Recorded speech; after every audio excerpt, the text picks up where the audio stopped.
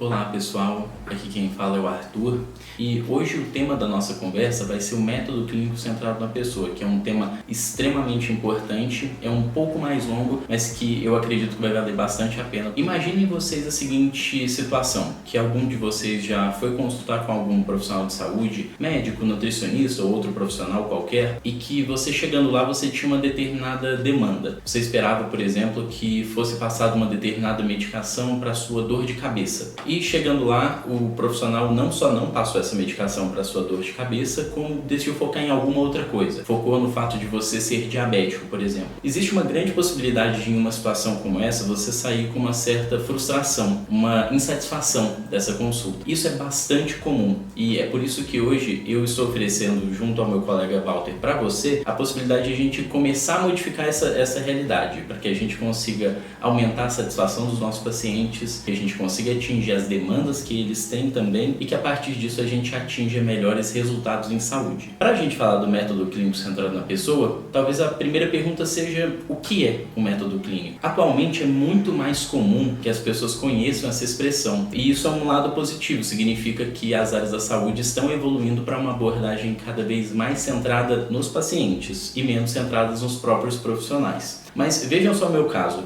eu me formei na faculdade de medicina, na graduação, em 2015 e até lá eu nunca tinha ouvido essa expressão, método clínico centrado na pessoa. Assim como eu imagino que várias pessoas que estão vendo aqui nunca ouviram falar, ou talvez já tenham ouvido falar alguma vez, mas talvez não conheçam muito bem o que é. E para a gente saber o que é esse método clínico, a primeira coisa que a gente precisa dar atenção é ao histórico. O histórico do método clínico ele começa por volta dos anos 70, quando no Canadá, um médico do Departamento de Medicina de Família lá de Ontário, ele começa a estudar quais são as reais razões que levam as pessoas a consultar com médicos. Naquela época ele tinha uma doutoranda chamada de Moira Stewart e eles começam a estudar sobre esse tema, chegando até a elaboração dessa expressão, método clínico centrado na pessoa. Eles bebem de várias fontes, inclusive se existem pessoas aqui que têm mais conhecimentos e habilidades na área da psicologia, provavelmente ouviram falar sobre a abordagem centrada na pessoa do Carl Rogers e é uma das fontes das quais esses pesquisadores eles utilizaram para formar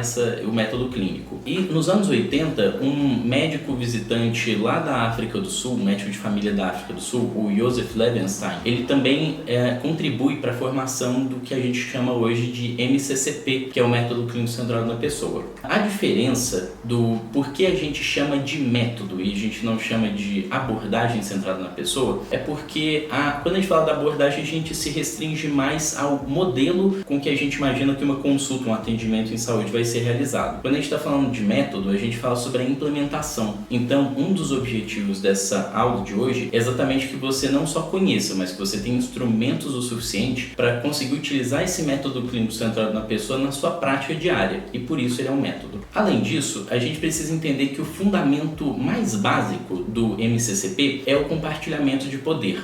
A partir de agora, a gente vai começar a entender que o foco não é mais no profissional de saúde. O centro será no paciente. É claro que o profissional de saúde, ele tem sim a sua importância e a gente vai ver isso um pouco mais pra frente. Mas dessa vez, o nosso foco serão as demandas que aquele paciente traz pra gente. E para vocês entenderem então melhor o que é o método clínico, eu imagino que entender o que não é um método clínico também é bastante importante. O método clínico muitas vezes ele traz alguns conceitos um pouco equivocados junto. Por exemplo, muitas pessoas acreditam que o MCCP demora mais tempo, o que não é verdade. Algumas pessoas acreditam que o MCCP seja um foco muito grande em questões psicossociais em detrimento de questões biomédicas ou aspectos físicos, mas também não é isso. Na verdade, o que a gente sabe é que o método clínico centrado na pessoa, ele passa a dar luz sim a essas questões psicossociais, mas sem excluir os aspectos biomédicos também. Algumas pessoas imaginam que utilizar o MCCP exige aceitar sempre a exigência daquele paciente, que seria mais ou menos como a gente imaginar que o profissional seria um profissional, entre aspas, bonzinho, mas também não é desse jeito. Na verdade, a gente vai focar em um compartilhamento de decisão, em um plano conjunto. E algumas pessoas acreditam também que que ele pode ser utilizado de acordo com a escolha do profissional e que para algumas situações apenas ele vai ser útil. Mas esse é um método que na verdade pode ser utilizado em qualquer momento. E um dos motivos, inclusive, pelo qual ele possui componentes, que eu vou falar um pouco mais à frente, é exatamente para entender que ele não é uma técnica rígida, não é uma técnica de comunicação que eu necessariamente tenho que seguir todas as etapas. Na verdade, ele possui componentes e esses componentes devem ser utilizados de acordo com a realidade de cada pessoa. E por fim, existem algumas pessoas que acreditam que o MCCP significa deixar aquela pessoa que é consultada, é atendida, tomar decisões por conta própria, como se fosse uma decisão deliberada. Mas também não, a gente vai focar aqui em elaborar um plano conjunto, em fazer uma decisão compartilhada. Para entender um pouco melhor, então, por que a gente deve utilizar o método clínico centrado na pessoa? Nós temos recentemente alguns ensaios clínicos, algumas revisões sistemáticas, que apontam vários benefícios existentes para profissionais que são treinados em abordagens centradas na pessoa e também pessoas que utilizam no seu dia a dia o método clínico centrado na pessoa. Alguns desses são o de aumento da satisfação dos pacientes, o aumento da sensação de bem-estar também desses pacientes, e quando eu falo sensação de bem-estar, tem tanto o aspecto subjetivo de bem-estar, como também alguns estudos mostrando que até mesmo desfechos duros em saúde, biológicos em saúde, como por exemplo redução de dor no peito para pessoas que já tiveram algum tipo de infarto, por exemplo, também podem ter benefícios. E por fim, o aumento do autocuidado. A gente precisa entender que a partir do momento que a gente utiliza o método clínico centrado na pessoa, nós estamos não só compartilhando o poder, nós queremos de fato empoderar o nosso paciente para que ele não dependa tanto assim da gente, para que ele consiga tomar decisões em saúde de uma maneira mais qualificada. Até porque quando a gente fala sobre as áreas da saúde, existem várias. Provavelmente você que está vendo esse vídeo aqui, seja de uma área como a medicina, ou odontologia, nutrição e várias outras. Então imagine só a gente trabalhando isso interprofissionalmente. É bastante válido, a gente consegue aumentar a satisfação daquele nosso paciente e muito provavelmente também é uma forma que a gente tem de conseguir fazer aquele paciente se sentir mais cuidado e seguir mais as recomendações que a gente faz na área da saúde. Bem, e já que a gente consegue entender melhor o que é o método clínico, o que ele não é, e por que utilizar, nós precisamos entender o que faz parte desse método clínico centrado na pessoa. Muitas vezes as pessoas imaginam que o método clínico centrado na pessoa é basicamente eu tentar dar mais atenção para o meu paciente, mas não é bem assim. Exatamente por ele ser uma técnica de comunicação, ele possui os seus componentes, e esses componentes, como eu disse anteriormente, eles não são rígidos, mas é extremamente importante que a gente conheça esses componentes e que a gente consiga entender como aplicá-los na prática. Eles são 4 componentes, e inclusive isso aí talvez seja um pouco estranho para quem já estudou esse tema, porque até antes de 2017 se consideravam 6 componentes. 2 desses componentes foram retirados e eu vou explicar um pouquinho melhor por quê. E por isso que eu falei, são 4 ou 6 componentes. Os 2 que foram recentemente retirados como elementos, como itens do método clínico, são o de sendo realista e o incorporando prevenção e promoção à saúde. Esses 2 foram retirados por motivos não de que eles não sejam importantes. O ser realista, na verdade, foi retirado porque se considera que ser realista faz parte do contexto em que a pessoa aplica o MCCP e que por isso não faria sentido ele ser considerado um componente. E o incorporar a prevenção e promoção da saúde, por ser algo transversal, que ele percorre todo o método clínico centrado na pessoa, também não fez tanto sentido ele continuar como um item, como um elemento, como um componente, mas sim entendendo que ele deve ser utilizado, mas ele vai ser utilizado em qualquer um dos outros componentes. Bem, então a gente já sabe que atualmente são 4 e algumas literaturas ainda utilizam 6. Mas isso não vai mudar muito que a gente vai chegar às conclusões que a gente vai tomar. Nós precisamos entender quais são esses 4 componentes então. E é para isso que nós temos essa imagem. Essa imagem foi retirada do livro da Amory Stewart, da última edição, a mesma que eu falei que nos anos 70 começou a estudar isso, e o livro dela ainda é uma referência. E aqui a gente vê 4 elementos. O primeiro, como vocês veem nessa tela cheia, é o explorando a saúde, a doença e a experiência da doença. O segundo é o entendendo a pessoa como um todo. O terceiro, elaborando um plano conjunto de manejo dos problemas. E todos eles vão levar ao 4º elemento, que é o intensificando a relação entre a pessoa e o profissional. Voltando agora aqui para mim, vocês não precisam se preocupar, eu vou explicar um pouquinho melhor sobre como que cada um desses componentes funciona e como que a gente pode utilizá-los na prática, tá bom? Mas essa é uma imagem que talvez seja a mais importante aqui da nossa aula de agora, porque ela exemplifica, ela deixa muito claro a importância desses 4 elementos e como eles se conversam, inclusive. Por isso, vamos falar sobre o primeiro componente, explorando a saúde, doença e experiência da doença. O método clínico centrado na pessoa, ele se contrapõe ao que é chamado de método clínico tradicional, que seria aquele centrado na doença, no profissional, que dá um foco excessivo para o aspecto biológico. A gente ainda vê isso bastante, pelo menos no meu caso, que sou médico, nas faculdades de medicina, infelizmente. Ainda vemos muitos nos hospitais, em outros ambientes, quando as pessoas se referem a alguns pacientes como a pessoa da hepatite ou a pessoa do câncer de próstata e outras coisas nesse sentido. E o motivo de a gente agora desfocar da doença e do profissional e dar esse poder para o nosso paciente, o primeiro motivo é para que a gente consiga de fato entender o que aquela pessoa pensa sobre saúde, sobre doença e como que ela sente a doença. Para isso, a gente precisa entender que percepções e experiência de saúde são pessoais. Elas são únicas. E para isso nós temos 2 expressões que se diferenciam. Em inglês fica um pouco mais claro porque existe a disease e illness. No português, a maneira como a gente costuma traduzir isso é dizer o seguinte, que disease seria a mesma coisa que doença e illness seria a mesma coisa que se sentir doente. Eu dou muito exemplo de pessoas com artrose, porque na minha prática, como médico de família, eu vejo bastante pessoas com osteoartrose de joelho. E eu tenho pacientes com osteoartrose de joelho, por exemplo, que basicamente dizem que isso não atrapalha em nada a funcionalidade deles, que eles conseguem fazer o trabalho deles, as coisas do dia a dia deles, e que quando tem um pouco de dor eles tomam medicação, por exemplo. Assim como eu tenho outros pacientes que têm um quadro muito semelhante, mas que se sentem extremamente limitados e que colocam o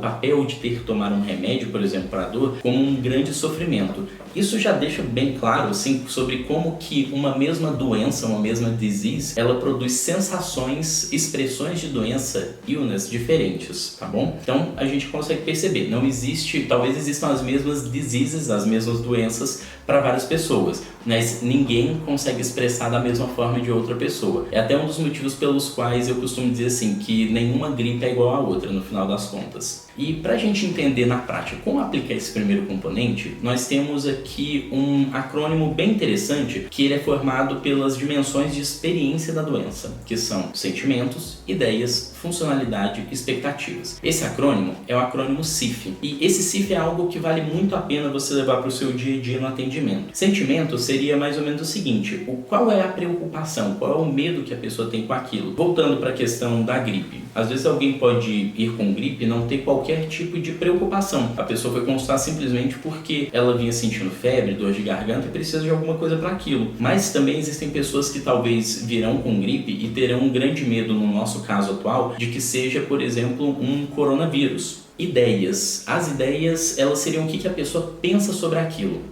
E muitas são as pessoas que têm ideias sobre o próprio quadro. Eu mesmo já atendi uma pessoa que chegou até mim e comentou que vinha sentindo uma dor na região da boca do estômago e que sentia queimação. E pelo simples fato de eu perguntar para ela assim, e o que você imagina que seja isso? Essa pessoa já falou assim, bem, eu acredito que seja uma bactéria no estômago porque eu já tive um quadro semelhante a esse antigamente e fizeram uma endoscopia e descobriram que era uma bactéria no estômago. A funcionalidade tem a ver com o que aquele quadro, aquela sensação de doença gera de perda de funcionalidade para cada pessoa. Para algumas pessoas, por exemplo, ficar acamado durante alguns dias não é um grande problema, mas para outras pessoas isso já pode ser extremamente disfuncional, ainda mais uma realidade como a nossa, que é de cada vez mais trabalhadores informais que, por exemplo, que dependem da sua própria mão de obra e que por isso ficarem afastados do seu trabalho significam ter um rendimento menor. Então a queda da funcionalidade não tem a ver só com o trabalho, tá? Pode ser a questão da funcionalidade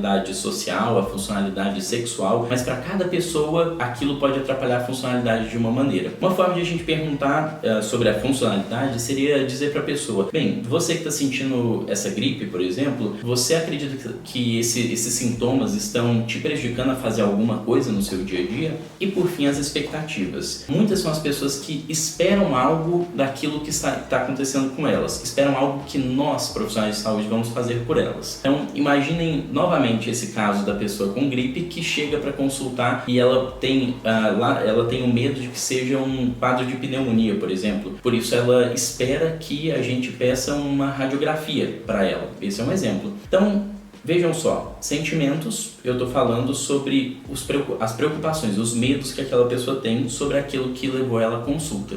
Ideias, eu estou perguntando sobre o que aquela pessoa pensa sobre aquilo, qual que é a opinião dela que seja aquele quadro. Funcionalidade, o que aquilo gera de prejuízo no seu dia a dia. E expectativa, o que elas esperam que nós profissionais façamos para elas. É uma imagem de uma das revisões sistemáticas que eu mencionei, de 2012, e nela se mostrou o seguinte, que em 311 consultas médicas avaliadas, em aproximadamente 58% das vezes, os pacientes eles tinham uma perda de funcionalidade por aquilo que os levava para consulta. Em 89% das vezes, 69%, perdão, as pessoas tinham ideias sobre aquilo que estava causando. Em 56% das vezes, as pessoas gostariam que fosse realizada uma abordagem centrada na pessoa. Em 42%, elas tinham preocupações sobre aquilo que as levava à consulta. Em 72% das vezes, elas tinham uma expectativa do que o profissional faria. Vocês já veem por esse exemplo que quando a gente está falando sobre o CIF, ele é um acrônimo extremamente importante. Para ter uma ideia, naquele estudo ali que eu mostrei para vocês, em 71% das vezes, os pacientes tinham pelo menos 3 daqueles 5 elementos que foram mostrados ali na imagem anterior. Então a gente está falando que bem provavelmente a cada 10 pessoas que vêm consultar com a gente, pelo menos 7 dessas pessoas se beneficiariam bastante por a gente utilizar esse acrônimo CIF no nosso dia a dia. E agora a gente vai para o nosso segundo componente. O segundo componente é o entendendo a pessoa como um todo. Esse talvez seja um pouco mais simples de a gente conseguir entender. Seria a gente entender que existe a pessoa, existe o seu contexto próximo e também existe o seu contexto amplo. Um exemplo que eu coloquei aqui é essa imagem que faz uma seguinte pergunta: como é a tua família? E vejam, esse como é a tua família, ele é uma abordagem do contexto próximo. Ali a gente vê nessa imagem que nós temos famílias com 2 mães, com uma mãe e um pai, uma mãe, 2 pais, um avô, uma avó e um tio. Essa simples mudança de contexto, assim, ela já faz grandes mudanças na maneira como a gente avalia, como a gente pode cuidar de fato de alguém que vai nos procurar, ou que a gente vai atender. Então, quando a gente fala desse segundo componente, é difícil a gente resumir em poucas palavras como fazer isso. Mas, em geral, o segundo componente ele tem a ver com o fato de que, quando possível, nós devemos, em cada encontro com aquela pessoa, desenvolver um tipo de vínculo e, conforme esse vínculo vai sendo criado, a gente deve abordar cada vez mais, não só ela mesma, mas também o seu contexto próximo e o seu contexto amplo. Algumas formas que a gente pode fazer para fugir um pouco apenas da ideia biomédica da coisa seria, por exemplo, em algum momento perguntar para aquela pessoa com quem que ela mora, por exemplo, ou então quem são as pessoas mais próximas dela. Em outro momento perguntar, em um contexto amplo no caso, sobre como que é o emprego dela, como que ela se desloca até aquele emprego, ou como que é a relação dela com as pessoas que moram próximas a ela. Isso são algumas formas que a gente pode utilizar. E a relevância disso tem a ver com o fato de que, quando a gente conhece de fato aquela pessoa como um todo, se torna muito mais fácil a gente partir para o próximo elemento, que é o terceiro componente, elaborando um plano conjunto de manejo de problemas. Esse componente se aproxima muito da ideia de decisão compartilhada, que a gente vai falar em uma aula mais a seguir. Nesse caso do terceiro componente, a gente precisa entender quais são os problemas daquela pessoa que as levou até o nosso atendimento e quais são as suas prioridades. Para isso, nós precisamos entender 2 coisas diferentes. Nós precisamos saber o que é demanda e o que é queixa. Geralmente, demandas são elementos, são coisas que fizeram com que aquela pessoa procurasse o atendimento em saúde, enquanto que queixas são coisas que podem até causar um incômodo, uma preocupação, mas dificilmente geram um movimento a ponto da pessoa procurar o serviço de saúde. Um exemplo que eu penso aqui e que é bastante comum no meu dia a dia é da pessoa que, por exemplo, procura porque ela quer fazer exames de rotina, e quando eu pergunto se existe mais alguma coisa que aquela pessoa gostaria de conversar comigo, ela menciona, por exemplo, que tem um pouco de dor na coluna, mas que nunca foi algo que a fez, por exemplo, procurar um serviço de saúde. Saber essa diferença entre o que é problema e quais são as prioridades, ou entre demanda e queixa, é extremamente relevante para que a gente consiga atingir as demandas, a agenda daquele paciente. Aquele exemplo que eu dei no início aqui dessa aula foi de que imagina só você chegando para fazer uma consulta com algum profissional e você com uma determinada demanda e aquela demanda não é atingida e esse profissional foca em outra coisa. E a gente faz bastante isso. Quantas vezes eu não vi no meu dia a dia, ou então durante a minha graduação, por exemplo, algum paciente que chegava com uma determinada queixa, uma tontura, por exemplo, e durante aquela consulta, aquele encontro, a tontura praticamente não era abordada. O que era abordado era o fato da pessoa ser hipertensa, ser diabética ou outra coisa nesse sentido. E isso gera uma redução da satisfação dessa pessoa. Então a gente conseguir elaborar o que é demanda e o que é queixa é extremamente importante para esse terceiro componente. Nesse terceiro componente, a gente precisa estabelecer quais são as metas do tratamento ou do manejo. Afinal de contas, se nós temos, digamos, 5 problemas avaliados na consulta e eu tenho 2 delas como prioridades que foram acordadas entre mim e aquele paciente, por exemplo, então a gente precisa colocar quais são as metas. Bem, aqueles outros 3 problemas que não são prioridades, eles talvez não vão ser abordados dessa vez, talvez eles sejam abordados em um outro momento. E aqueles 2 que são prioridades, eles vão ser abordados como? Digamos assim, se você é diabético, bem, talvez uma abordagem inicial seja dosar como que está a sua glicemia por meio de exames de sangue. E pelo fato de você ter uma outra queixa que é menos importante, seja para o paciente, para você profissional, talvez aquilo seja colocado como uma meta para um outro momento. E, bem, após a gente definir essas metas, a gente precisa definir também os papéis da pessoa e do profissional.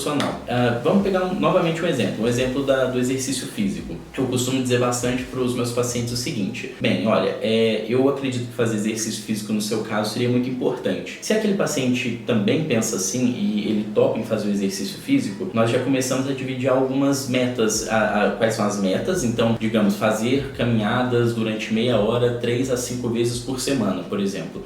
A partir de que dia, por exemplo? E a gente começa a dividir as nossas responsabilidades. Eu poderia dizer como eu, Arthur, médico, eu te faço essa orientação, eu posso prescrever essa medicação para você, eu posso pedir esse exame para você, mas a parte do seguir essa recomendação e também de seguir a orientação sobre exercício físico é algo que é seu papel. Ficamos acordados desse jeito? E assim a gente faz um plano conjunto. Fazer essa definição é bastante importante, por fim, para a gente chegar no quarto e último componente, que é intensificando a relação entre a pessoa e o profissional. Então, vocês veem que aqueles 3 componentes, eles todos foram caminhando para que a gente consiga de fato intensificar essa relação entre pessoa e profissional. Mas existem alguns elementos aqui nesse quarto componente que estão a par daqueles 3 primeiros que foram falados e que valem a pena um destaque aqui. Por exemplo, a questão da longitudinalidade. É muito importante a gente entender que uma relação entre pessoa e profissional de saúde, ela vai sendo construída pouco a pouco. É difícil a gente imaginar que num único momento, num único encontro, a gente vai conseguir ter uma excelente relação e eu vou conseguir saber tudo sobre aquela pessoa, abordar tudo de uma única vez. Então daí vem esse conceito de longitudinalidade. A longitudinalidade tem a ver com eu enxergar essa pessoa pouco a pouco. Ou, como a gente costuma dizer também, é o seguinte, é como imaginar aquela pessoa em uma grande consulta dividida em várias partes. E essas várias partes são esses atendimentos que nós vamos fazendo a cada passo, tá bom? Isso serve independente da área da saúde que você atua. Se você é um dentista, por exemplo, e faz um tratamento longo com aquela pessoa, ou se você é um fisioterapeuta e você trabalha